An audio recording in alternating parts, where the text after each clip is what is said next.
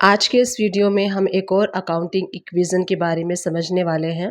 तो आप स्क्रीन पे देख सकते हैं मैंने क्वेश्चन प्रिपेयर किया हुआ है और राइट हैंड साइड में कॉलम प्रिपेयर किया है जिसमें कि सीरियल नंबर, ट्रांजैक्शन और जो लाइबिलिटीज़ होती हैं, एसेट जो होते हैं, तो उनके अंडर में कौन कौन से ग्रुपिंग आती है, कौन कौन से खर्चे आते हैं, वो सब मैंने यहाँ पे मेंटेन किया हुआ है। तो सबसे पहले देखिए, सुमन स्टार्टेड बिजनेस विथ कैश 45,000।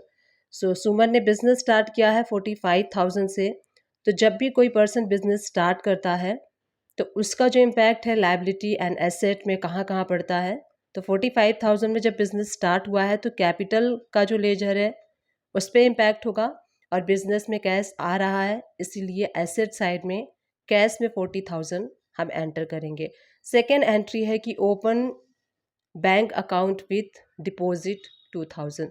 तो यहाँ पे अगर कोई भी बैंक अकाउंट ओपन किया जाता है, डिपॉजिट किया जाता है ओपन करने के बाद 2,000, तो उसके लिए कैश जो है वो हम यहाँ पे 2,000 निकालेंगे और बैंक में डिपॉजिट करेंगे, यानी कि एसेट साइड में 2,000 कैश माइनस हो जाएगा और जो बैंक है वहाँ पे डिपॉजिट हो जाए। तो कैश के कॉलम में हम ब्रैकेट में 2,000 यानी कि माइनस में 2,000 मेंशन कर देंगे और बैंक में डिपॉजिट करना है, इसीलिए बैंक में 2,000 हम यहाँ पे बैंक के कॉलम में मेंशन कर देंगे।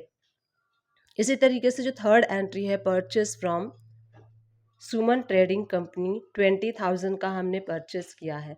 तो जब भी हम परचेस करते हैं, अब जब हम यहाँ पे परचेस कर रहे हैं तो हमारी लायबिलिटी इंक्रीज हो जाएगी, यानी कि जो क्रेडिटर्स हैं वो हमारे इंक्रीज हो जाएंगे 20,000 से और हम परचेस कर रहे हैं। तो जब हम परचेस करते हैं तो हमारे बिजनेस में स्टॉक आता है, तो यहाँ पे स्टॉक हमारा 20,000 से इंक्रीज हो जाएगा। तो क्रेडिटर्स में 20,000 हम मेंशन कर देंगे और एसेट साइड में स्टॉक के अंडर में 20,000 मेंशन कर देंगे। इस तरीके से जो लास्ट एंट्री है, सेल्स ऑन क्रेडिट, तो यहाँ पे हमने सेल्स किया है, उधार में सेल किया है, तो इसका असर क्या पड़ेगा, एसेट साइड में जो हमारा डेटर्स है वो इंक्रीज होंगे क्योंकि इससे पैसे आने हैं इसीलिए, और जो स्टॉक है वो माइनस हो जाएगा 15,000 से। जब हम सेल करते हैं तो हम अपने स्टॉक को सेल करते हैं और जब आप स्टॉक को सेल करेंगे तो स्टॉक हमारा माइनस में हो जाएगा।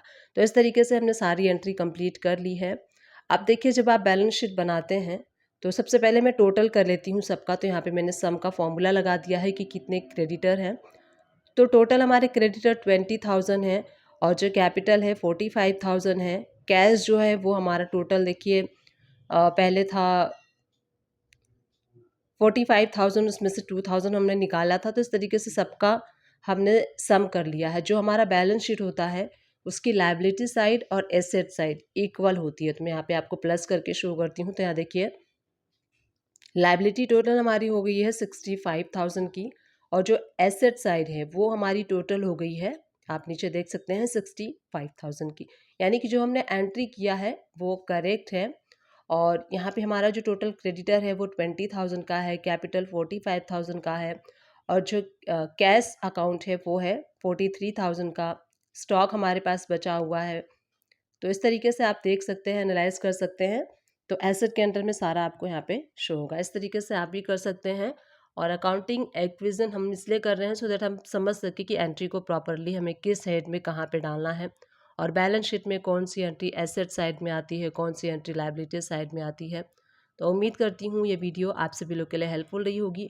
अगर हेल्पफुल रही है तो प्लीज़ चैनल को लाइक शेयर सब्सक्राइब कर दीजिएगा। Thank you for watching, keep watching.